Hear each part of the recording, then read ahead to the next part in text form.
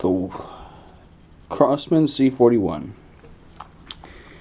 It's a 177 caliber BB shooter, repeater, single action only. It feels like it moves, but it's a fake hammer, cosmetic slide, does nothing, and it's pretty consistent on trigger. Although you do have to let it come back the full way before you have to let it I think this is one of the kind that actually pulls the barrel backwards. Anyway, it takes 12 gram CO2s, standard ones. It goes into the grip. Don't like those. Should have a full-size metal dropout magazine, but for 60 bucks, what do you expect, huh? And that's another one of the problems. It's 60 bucks brand new. Mine was 40 pre-owned, and I paid for it big time. Because this is the second part I'm going to talk about. It's horrible. Now, I didn't go in depth on my other reviews of this gun, but here's a complete full walk around. Fake safety, real safety's over there. Good trigger, but yeah. I don't know why the hell they did this. They could have knocked this down to a sturdy, non-movable slide, and they could have dropped it down about $5-10 bucks more. Pushed the price down to like 45 to 50 bucks maybe. But either way, like I said, here's the safety. Red for dead, black for back, white for you're alright. I didn't realize it was going to be a white. But anyway, CO2 goes in one side only, and the magazine loads like so. Now, don't buy it pre-owned because of this right here. Follower spring is weak, for one. For two, the nub that stops the BB from spewing out. Now, yeah, these kind of stick magazines always end up with that problem for some reason. This one, on the other hand, you're supposed to load 1.77 caliber steel, copper, lead, whatever the hell BBs through this port. Yeah, it's kind of wonky, and they want to slide out the front of that so badly, but that's how you load it up, and you load it like so, and you can see they're lining up in there, and I'm going to cut to it being full. Here we are. The magazine is full, and I'm keeping my thumb over this because they want to spew out. This follower spring is weak for one, but then you have the problem of that nub right there. I can't get the focus. Anyway, it's supposed to keep the BBs in, but it's kind of weak. It's supposed to move back and forth, but only move when it's in the gun. But yeah, it's going to spew BBs out if I don't do this right. So I'm holding the follower spring as I'm sliding it in, and they inject it inside of the gun. They cream pied my gun, so fuck it. And you get one brand new, it probably won't be like that. So, but there's how you load the gun. CO2 goes in as such. Put it in there. Work it in. Some of these pre-owned may have a leak. This one did not, thank God. No leak whatsoever. Not even a hiss. And she's ready to fire. So, here goes the shooting test.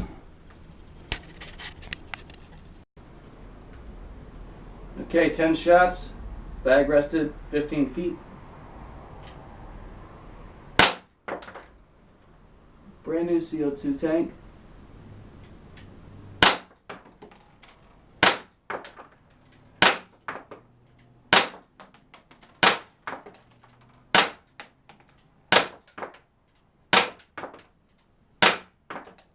That's 10.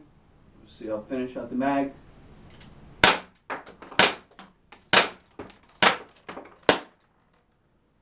$14 shots.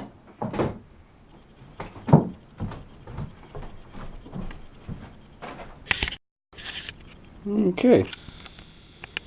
It performed much better than I thought it would. I got a 4-inch group. They were perfectly aligned horizontally. The vertical, not so much. And I wasn't really trying my best, but even still, that is pretty good for what it is. I mean, it's pretty good for what it is. So, there you go. That's doubled over pillow, aka bag. About a 4-inch group. Yeah, maybe a little less. But, so, yeah, there you go.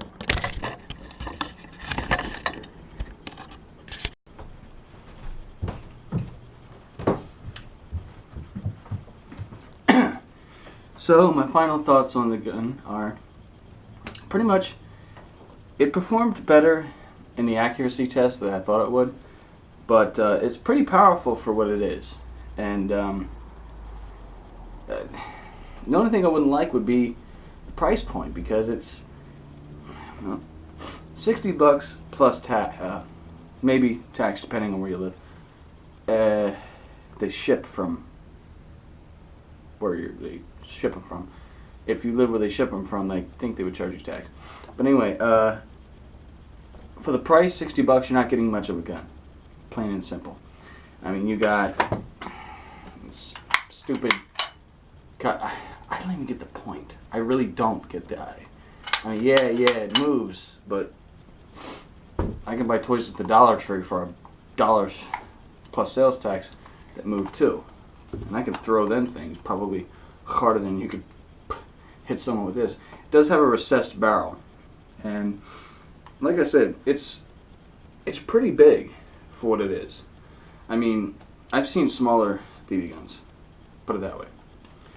But it's actually bigger than the Beretta 84 FS, which, yeah. But I was going to mention that it shoots like a mini handheld shotgun, but the targets proved me wrong, so I'm not gonna call it a mini handheld shotgun. But at $60, it's not worth that. I mean, I paid $40 for mine pre-owned, remanufactured. But one thing they didn't remanufacture apparently. I don't know why the hell they wouldn't. It was refurbished by either Pyramid or Crosman. So either way, one of them could have did this. This is the most annoying culprit out of all parts of the gun. Once these wear out, as you've seen in the loading, they pretty much came inside my gun. I mean, they spewed inside of my gun, and I mean, there's been occasions where I've had them jammed in there. I had to bang the gun to get them out. Ping, ping, ping, ping, they all fell out.